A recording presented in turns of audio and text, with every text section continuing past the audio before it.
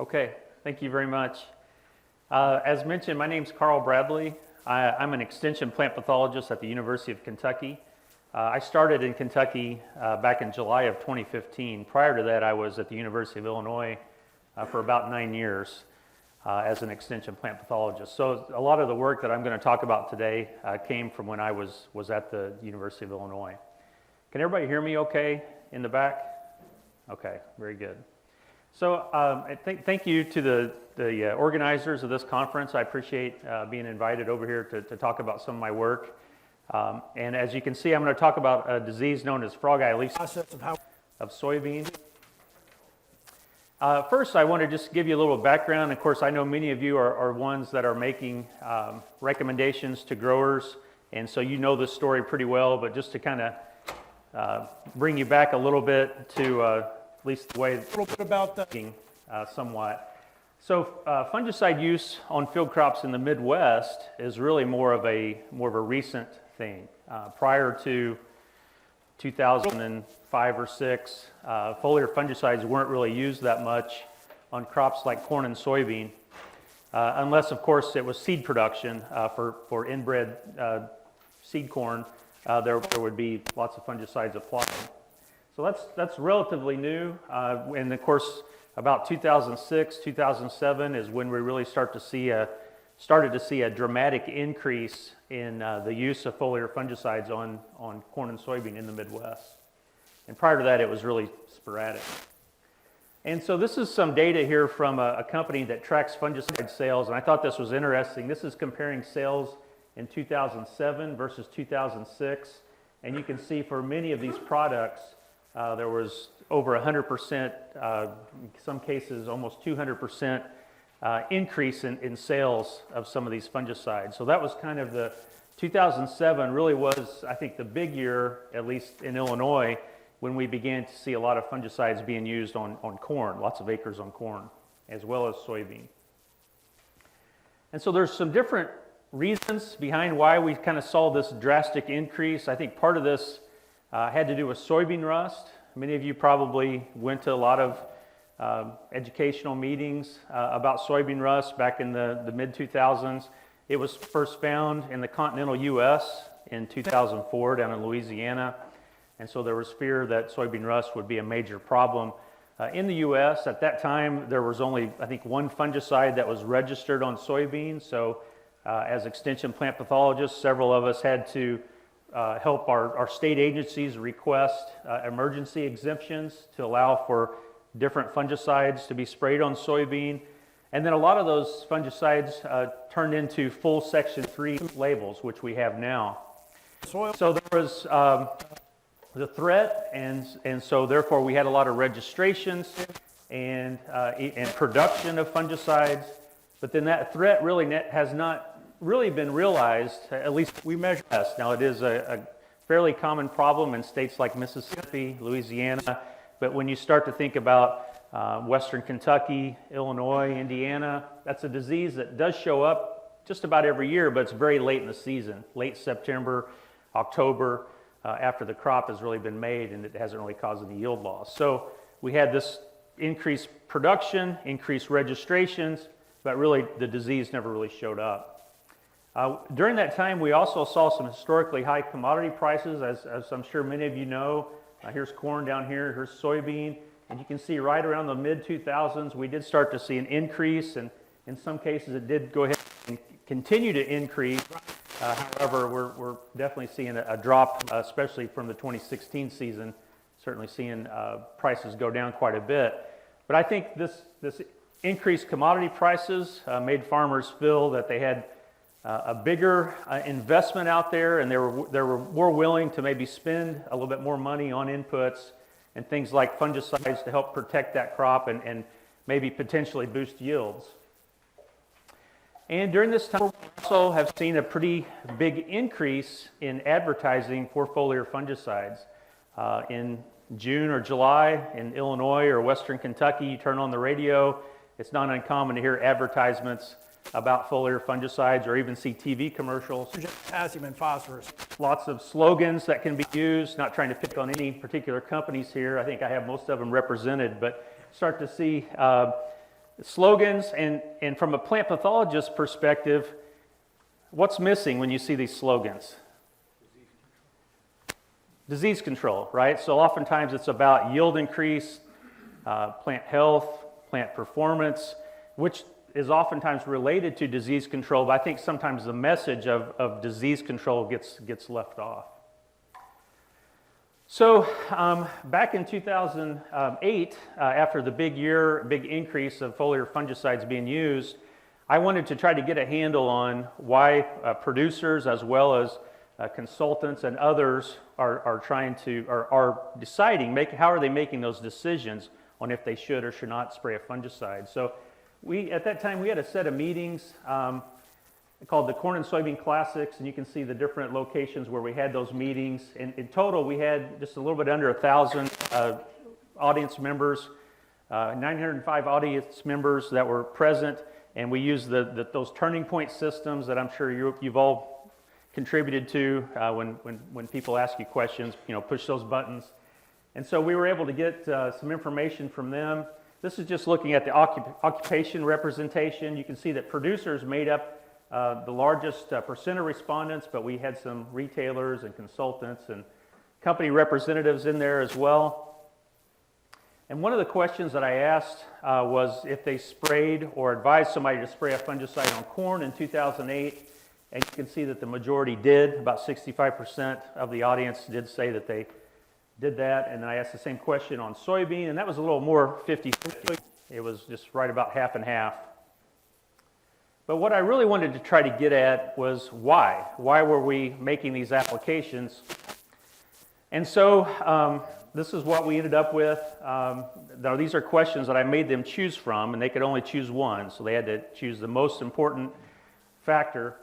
So the marketing price of the crop, the amount of disease pressure, the variety susceptibility, the weather, and then finally, this one's kind of cut off. I didn't have room for the entire thing, but it was the potential for higher yields regardless of disease pressure. So that was, you taking disease pressure out of the situation, it was just the hope for higher yields. And I was a little bit happy when I saw this, because I saw that these three in the middle here are things that I would hopefully want people to think about. What's the thing that all plant pathologists like to talk about? You hear about this structure in geometry, and you hear about it in plant pathology. The plant disease triangle, right? Okay, so that triangle is made up of three different things, and basically that's what I have here, right? I've got the pathogen that would be represented by disease pressure, the susceptible host here, and then the environment, the weather. So those are the things that we should be thinking about potentially when we're thinking about a fungicide application, and if thinking about the threat of disease. But about 25% of the audience picked things that were outside of that disease triangle. Just the hope of higher yields regardless of disease pressure or risk, or just the marketing price of the crop. How much was corn or soybean worth that particular growing season? So one of the fears whenever we are applying a lot of fungicides and maybe not always using the most IPM type approach is that we might be exposing pathogen populations to a fungicide in years where they really didn't need to be exposed. And that could, of course, lead to fungicide resistance. And that's really what I'm talking about today with the Frogeye leaf spot pathogen. So back in 2010, this was the first finding of the Frogeye leaf spot pathogen with resistance to the Strobilurin fungicides.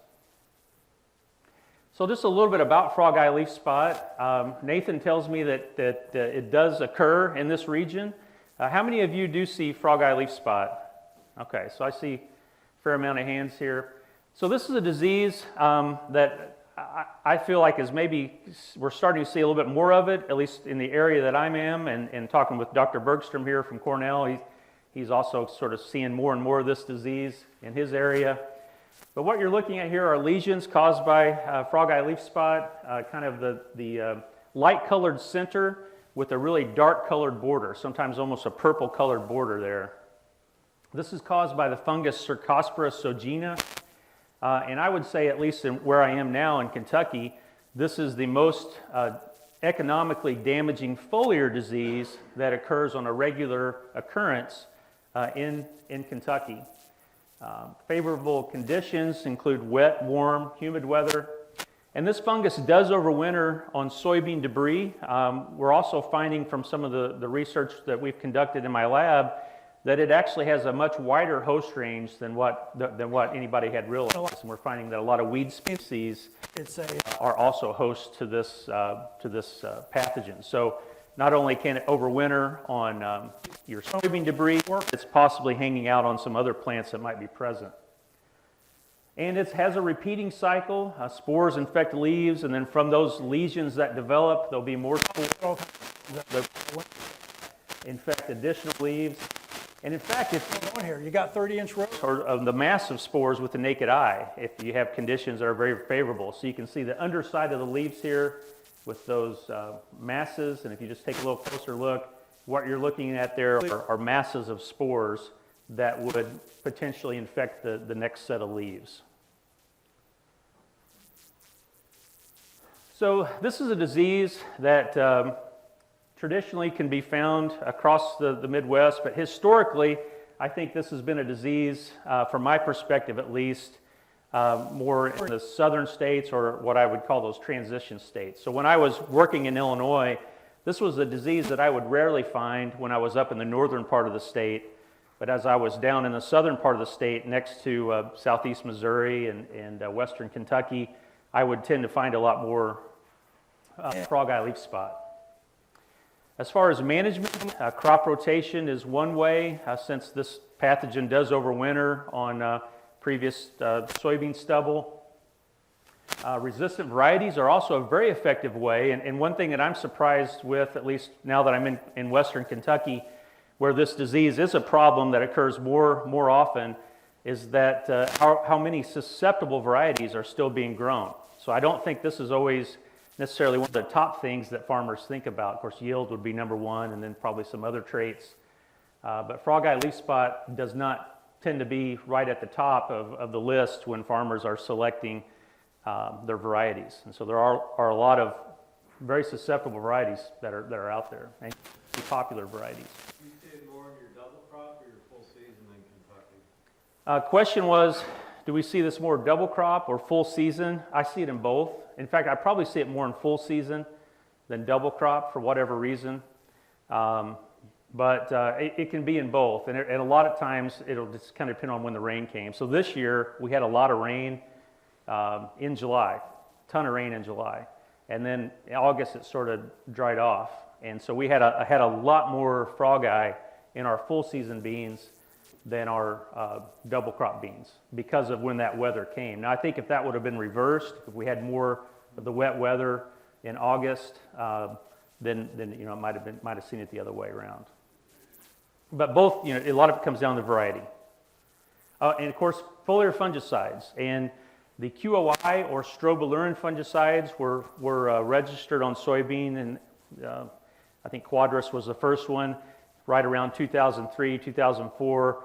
And its main things is that it was very good in controlling this particular disease. So in those areas where this disease occurred frequently, a lot of farmers were using foliar fungicides to help manage that disease, and rightly so because of the disease problem. Just a little bit about Strobilurin fungicides. The official name, and I don't know what we all call it, class of chemistry in this part of the U.S., but in the Midwest we tend to call these strobilurins. But technically, that's not exactly correct. The correct name is the quinone outside inhibitors, or the QOI fungicides. Fungicide Resistance Action Committee Group 11. This is the number that you'd see right on the front of that label telling you what chemistry class that belongs to. So that includes the strobilurin fungicides. These are respiration inhibitors. So it inhibits the fungus by inhibiting respiration. The site of action, that's where the name QOI comes from. And what they do best is they inhibit the spore from germinating. Okay, that's what they do best. So when you have a spore that lands on a leaf and that leaf has been sprayed with a strobilurin fungicide, that spore is less likely to germinate and infect. Now, the problem with these strobilurin fungicides is that they are Plant is not right. at risk of fungal pathogens developing resistance to them. In fact, this Fungicide Resistance Action Committee, the FRAC, has recognized this group as having a very high risk. And part of the reason is resistance has been reported in a lot of fungal species. So this is relatively new to the crops that I work on, but for crops that are very intensively managed, some of the vegetable crops, some of the fruit tree crops, Strobilurin resistance has been around for a while. The other thing is that it's a single site of action, just one single site of action, which increases the risk of fungicide resistance. Now, there are 3 mutations that have been recognized that in the fungi that will cause this mutation. Right. So To just a single step this amino acid substitution. But the main thing here is that it's a single step. troubleshooting. Take very much difference to have resistance to strobilurin fungicides. So just to back up a little bit, just some common basics here, and I'm sure that you've heard this from your entomologists and especially your weed scientists, where a lot of farmers are dealing with herbicide-resistant weeds. But it all kind of comes down to 2 things when we're talking about resistance to a chemical, in this case fungicides. Selection pressure, This year, diverse participated in the IPNI. a pretty high selection pressure because they are very effective. We already knew that they had a high risk for fungicide resistance developing, and they're a single site of action. The other part of this has to do with the pathogen. How diverse is that pathogen? How genetically diverse is that pathogen? For instance, if you think that we were all Cercospora sojina in this room, I would think we have pretty good diversity here, right? Some of us have facial hair, some of us have blonde hair, some of us might not have any hair, right? So there's a lot of genetic diversity in this room, and I think you could think about this with a pathogen as well. And in fact, we did some work on this, and using some molecular techniques, basically what this shows is the more branches there are, the more likely the more genetic diversity there is. And so this was with isolates of this fungus that we collected from the US, and we found it was highly diverse. Okay, so you have both of those things in place. When I came to Illinois, it was 2007, and prior to that, I was up at North Dakota State University, and I had been working on fungicide resistance of a pathogen of chickpea. And so when I came to Illinois, I thought, well, I'll work on fungicide resistance. And so I was able to get some support from the local checkoff, the Illinois Soybean Association, and started working on Cercospora sojina, looking at fungicide resistance. So the first step when you're doing this type of work is that you need hopefully you need a baseline population. So what I mean by that is, in this case, isolates of this fungus that had never been exposed to strobilurin fungicides. So the only way to really get that is to know somebody, or in your own person, have a collection of isolates that was collected prior to the year that foliar fungicides were registered on that crop. So in this case, I was fortunate in that I knew somebody that had those isolates. The other way would be to use a time machine and go back in time and get those isolates, but I obviously didn't have my hands on a time machine. So fortunately, Dr. Dan Phillips, who was at the University of Georgia, he's retired now, but he had been working on Cercospora sojina for a number of years. So he was nice and let me use a lot of the isolates that he had collected prior to 2001. And so I used about 50 of those isolates and basically exposed those isolates to the fungicide to see how sensitive they were. And I did this in Petri dish assays. So I had these different Petri dishes with some media in there so the fungus could grow. And in each one, I put a different concentration of the fungicide. And then fortunately, I had graduate students that would spend their time looking through microscopes and determining if spores had germinated or not germinated. Okay, so we did this, and by doing that, we were able to evaluate or determine this thing called the EC50. Now, the EC50 is the effective concentration that in 14 and 2015, looking at some trends, I looked at the know here is that the higher the EC50, that meant it took more fungicide, so the less sensitive that fungus was to the fungicide. So we did this for all those baseline isolates, and we used 3 different strobilurin fungicides, azoxystrobin, pyraclostrobin, and trifloxystrobin, and we found out what their baseline sensitivity were. Okay, and I know there's some variation here. This is not uncommon to see that some fungicides may have inherently may be a little bit more effective than others. So we weren't worried about the differences across the different active ingredients. We were just going after these numbers here. So the next step, now that I had that determined for berry hogs and blueberry hogs. isolates, the next step was to collect isolates that had been exposed to strobilurin fungicides. So we did this by going to some of our own research trials, as well as going to farmers' fields where we knew that they had applied a strobilurin fungicide. And being that funding was coming from the Illinois Soybean Association, we really just confined this in the first few years to just Illinois, only isolates from the state of Illinois. So we did that from 2007 to 2009. And then once we kind of had our techniques figured out, in 2010, that's when we started to ask other states if they'd be willing to collect leaf samples or isolates and send it up to our lab. And of course, we would have to get the isolates, so we would have to get the leaves. Hopefully they would be sporulating. If they were, we would take off some spores, and we would have single isolates that we would then use to determine the EC50 for each of those isolates.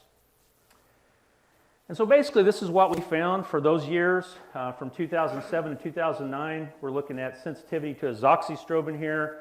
Here's our baseline level, and then actually in 2007 it looks like, although not statistically different, but things actually got a little bit more sensitive for whatever reason. The EC50 was a little bit lower. But then 2008, 2009, we started to see the shift of EC50s going up, which meant that sensitivity was going down. Things were less sensitive to these fungicides. So the big year, though, was 2010. Here's 2010, and you can see that our baseline sensitivity was 0.013 parts per million. For 2010, it was now 3 parts per million, okay? So that's over a 250-fold decrease in sensitivity that we saw in 2010 versus our baseline population. So we know that something really happened, or we found the right fields to look at least, in 2010. And that big difference really came, and we saw the same thing with the other fungicides, pyraclostrobin and trifloxystrobin. But that big shift really came from isolates that came from 5 different fields. 2 in southeastern Illinois, 1 in western Kentucky, and then 2 fields in western Tennessee. And that's where we had found the first resistant isolates to strobilurin fungicides. And they were highly resistant, as you can see from that previous graph. Okay, once that we had recognized that these were highly resistant, at least in the Petri dish, we wanted to confirm this by looking at to see if they were able to control the disease or not. So we basically took this into the greenhouse, and we had some resistant isolates and some sensitive isolates, and we inoculated plants, and then we sprayed with either a strobilurin fungicide or a triazole fungicide, or we used topsin. Topsin is a completely different chemistry class known as the benzimidazoles. So we used our weed scientist's spray chamber to spray the fungicides, and then we inoculated with those isolates and gave it a good, favorable environment for disease to develop. And this is the type of results that we saw. Now, does anybody want to guess which one of these was our non-treated check? Kind of hard to guess because they all look the same, right? So here's our non-treated check, and here's where we had sprayed 3 different strobilurin fungicides. And as you can see, in fact, what we had found from our Petri dish assay was true, that these isolates were highly resistant, and spraying fungicides at the labeled rate would not control the disease. And then when we based on a 6-inch sample, we're looking at 600 pounds of peak. TopGuard fungicide, and then our thiophanate methyltopsin fungicide. You can see we had complete control. So at that point, we were able to be part of a larger project that was funded by the United Soybean Board, and we did want to definitely broadcast our net out wider to see where else this was occurring besides southern Illinois, western Kentucky, and western Tennessee. So we had some additional objectives to continue monitoring for these strobilurin-resistant isolates.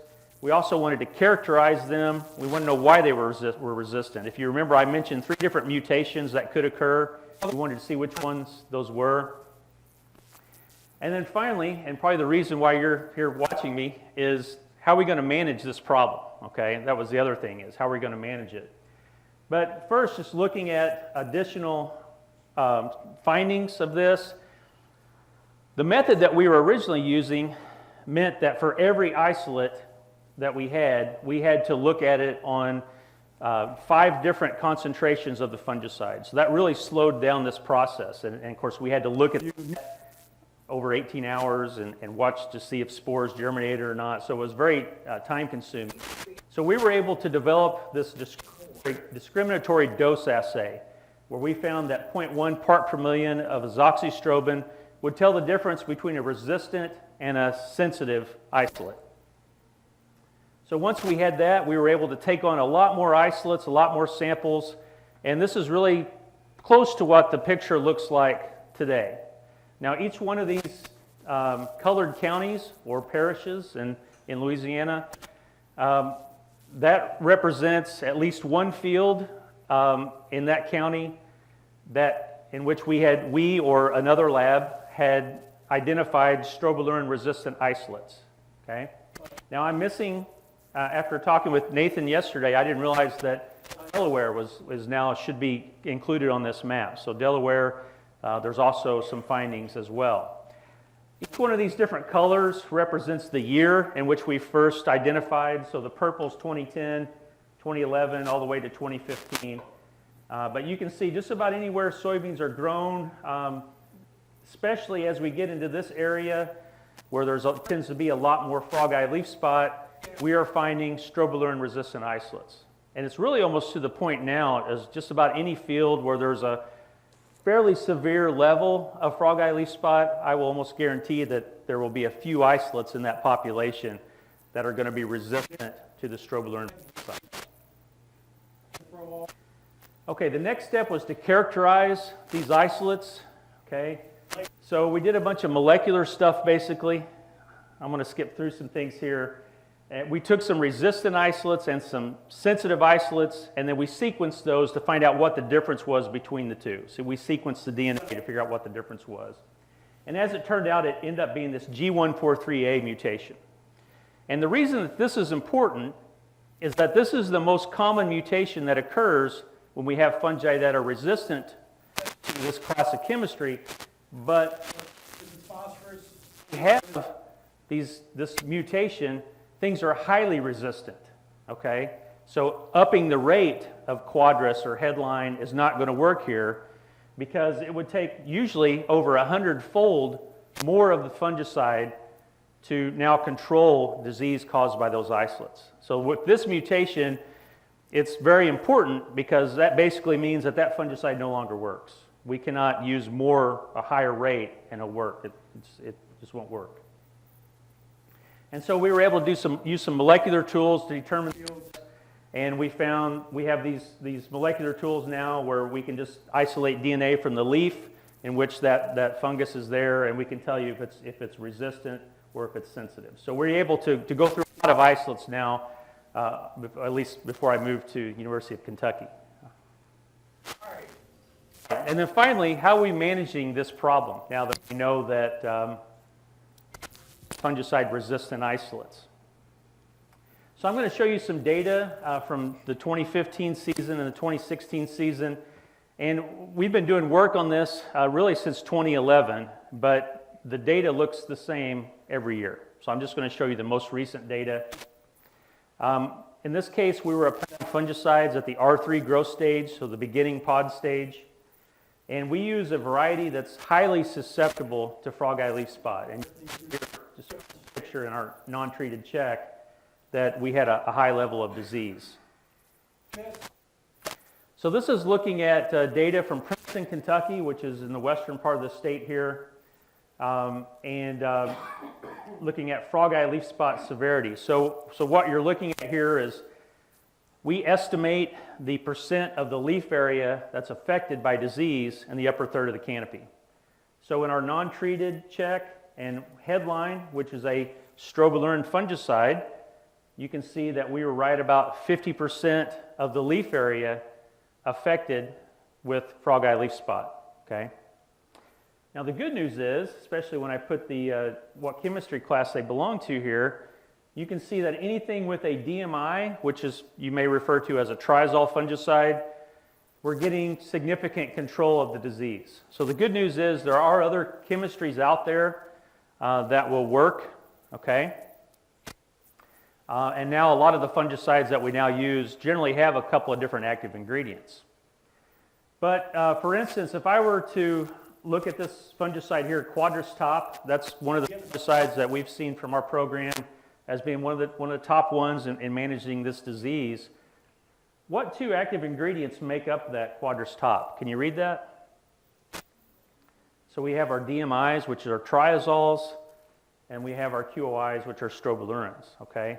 So if we now know that the strobilurin part is not really working, as you can see here with just looking at headline, what part is working there? The triazole part, okay?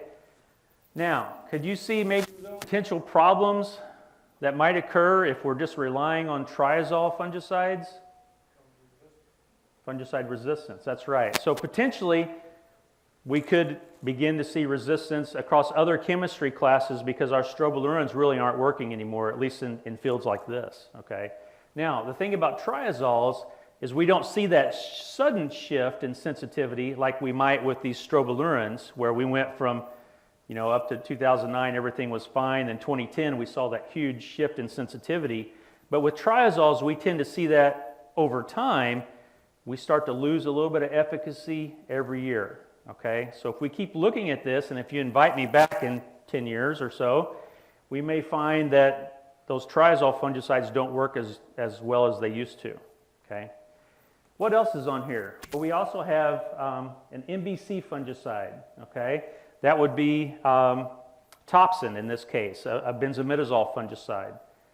In fact, we have Topsin right here, all by itself. Now, Topsin in my trials has also looked very good in controlling this disease, but that chemistry class also has a very high risk of fungi developing resistance to that chemistry class. So that's not a fungicide we would want to apply alone. And some SDHI products. What we found with Preaxor in particular is that the SDHI component in Preaxor does not really bring much to the table as far as controlling frogeye leaf spot. So Preaxor, 548, good triazole with that. And Domark has kind of been the partner that BASF has used in the past, and maybe now they're maybe looking at some other triazoles. So regardless, we need those other chemistry classes in there for it to really work. And just looking at some pictures here, here's a non-treated check from that trial. And then headline, which looks very similar. And you can probably see, if you focus on the two middle rows, which is what we spray, you can probably see a difference here with this triazole fungicide TopGuard, especially when you're looking back here with the non-sprayed rows where we had a good control. Later on, I took pictures of this trial. Here's our non-treated check, our headline, and then where we had that good triazole, you can see some leaf retention still there. And because those leaves are hanging out longer, they're still going through what? Photosynthesis, right? And they're still producing carbohydrates that can potentially fill the seed, and that can lead to yield differences, as we saw here in that particular trial, where we had about a 15 bushel yield response on this very susceptible variety under very high disease pressure, but when we sprayed a triazole or some other chemical. So, Taking a step. yield response. And you can see what happened here to headline, which is just a strobilurin fungicide. We did not see any yield response at all compared to the non-treated check. Okay, so when we have fungicide resistance, we may not see that increase in plant performance because it's not working to control the disease. And then maybe a little bit closer to this region, last year, or this year, 2016, we had a trial over in eastern Kentucky I love the name of this location. It's called Quicksand, Kentucky. Okay, I was afraid to go there at first. I was afraid I might get stuck and not be able to leave. But we had a high level of disease pressure there, which was interesting because soybeans are not real common in that part of the state. Which makes me think that there are other hosts of this pathogen that are around, and we may be seeing inoculum blow a little bit further than what we realize as well. High level of disease, and basically the same thing where we had a strobilurin fungicide, although we did get a little bit of control in this case. It was not even near the control that we saw with the other chemistry classes. And this actually resulted into almost a 30 bushel yield response in this case. This was some of the highest disease pressure that I think I've seen, and I've been working on this disease for a little while. Okay, so the last thing that we did here, as far as a field experiment, a lot of these fields, when I showed you that map, especially when we're thinking about states like Illinois, where Frogeye may be not as severe in some cases, fields where we were finding those strobilurin-resistant isolates, that didn't necessarily mean that the fungicide wasn't still working. Okay, a lot of those times we may have found that maybe 95% of the isolates that we looked at from a field were still sensitive, where the fungicide still worked, but maybe only 5% in that field were resistant. So there were more sensitive than resistant, so that meant the fungicide still worked. So one of the things we wanted to look at is see when do we start to lose that disease control out in the field with some of these products. So we were able to have isolates that were resistant and sensitive to strobilurin fungicides, and then we inoculated fields at different ratios. So what I mean by that is we had spores that were sensitive and resistant, then we mixed them. We had a 1-to-3 where the resistant spores were in the minority. We had a 1-to-1 ratio where they were equal, and then 3-to-1 where the resistant spores were the majority of what we were inoculating with. And then we applied either the strobilurin fungicide headline or TopGuard, the triazole fungicide. And we conducted this trial at 2 locations, Dixon Springs, Illinois and southeastern Illinois, and was working with Melvin Newman, who was a pathologist at Tennessee at that time. He's retired now, at a location in Milan, Tennessee. And so this is what we found, again, looking at frogeye leaf spot severity here, so percent of that leaf area affected. And I can tell you what I thought I might see. Let me set this up first, I guess. So what we have here, this 1-to-3 down here, that meant that the strobilurin-resistant isolates or spores were in the minority here. They were only the quarter of the population, 25% of the population. Whereas the other 75% were sensitive. Then we had our 1-to-1 and then our 3-to-1 where our strobilurin-resistant were in the majority, okay? So what I thought we would see here is that when we sprayed, so here's our fungicides, our non-treated, our headline, and our TopGuard. And I thought what we would see under this 1-to-3 ratio, where those strobilurin-resistant spores are the minority, I thought that we would see that headline would look a lot like TopGuard, where we would still get a decent level of control. But in fact, we did not see that. We see that our control was exactly the same, or our disease severity was exactly the same as our non-treated check. Of course, we saw the same trend no matter what ratio of spores we inoculated with. So that was 2011 from the southern Illinois location. Here's 2012, again, seeing a very similar trend. And then looking at Milan, Tennessee, where we see a similar trend. In this case, we did see a significant reduction in disease compared to the non-treated check when the strobilurin resistant spores were in the minority, but it was still not at the level that we saw with the triazole as far as reducing that amount of disease.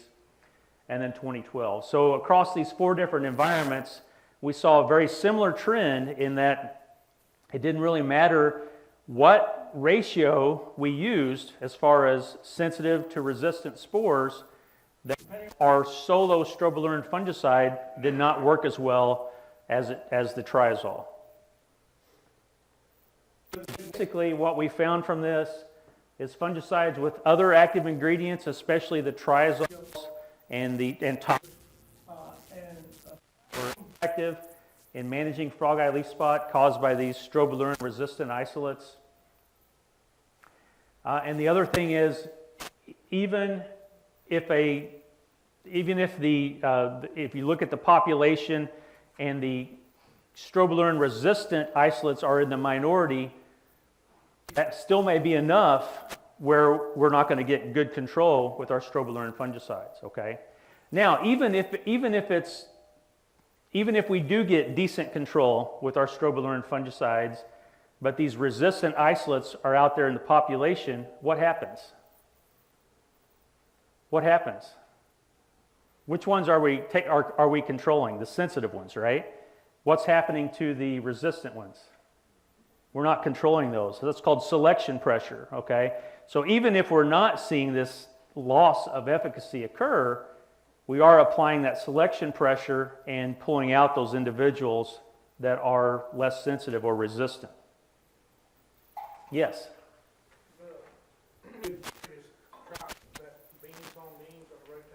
Those were both rotated. We wanted to try to get away from fields that had a history of frogeye leaf spot. We were trying to avoid those outside contaminants.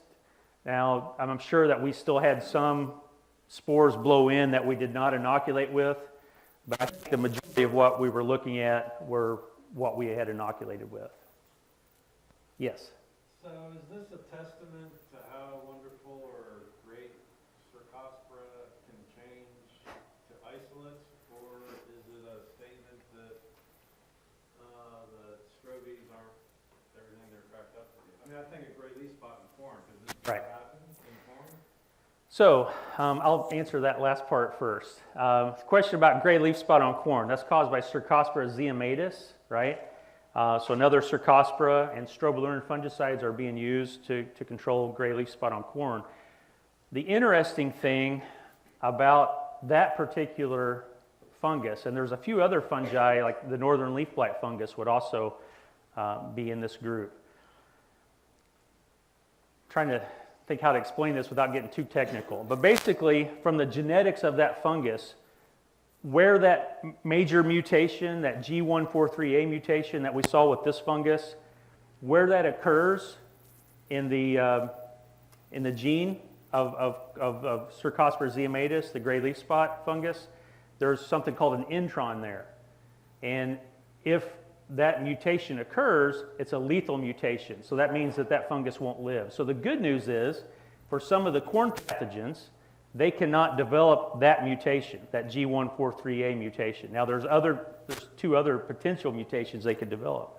So, but we are seeing this with other Cercosporas in places like North Dakota, Michigan. There's resistance to the pathogen that causes Cercospora leaf spot on sugar beet. So we are seeing that with other Cercosporas. So I know there's probably a little bit more diversity in crops here versus Illinois and in the Midwest where I'm from. So if there's other Cercosporas on some of the other crops, there might be a high potential for disease. Now that was a multi-part question. What else? So it's not necessarily saying that the strobies are bad on Cercospora. Right, yeah, that's right. Yeah, that's not saying that they're not very good at controlling. In fact, they're really good, which meant that the selection pressure is even higher. So that means you're really taking out those individuals that are sensitive, but then leaving those that are resistant. And a lot of this has to do with just the genetic diversity of Cercospora, of this particular fungus.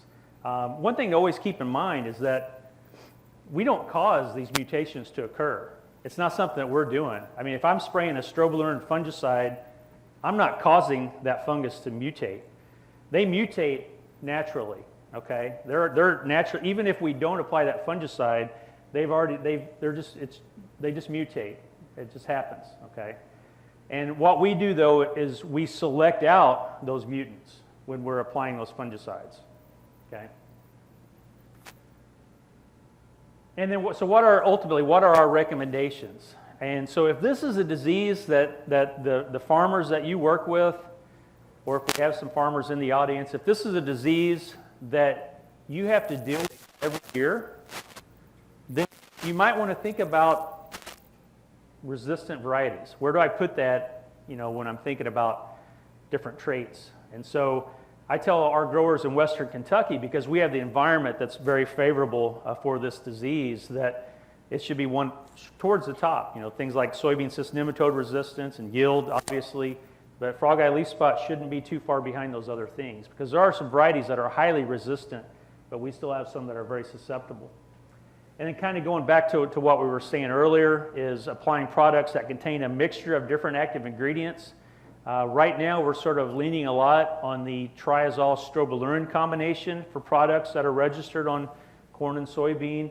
We're starting to see this other chemistry group, this SDHI group, move in. Right now, we have Preaxor, but there's a lot of experimental fungicides that are being evaluated. So thinking about those multiple chemistry groups when we're applying a fungicide. And then kind of going back to the very beginning. Why are we applying a fungicide? If it's to control a disease, that's probably the number one thing.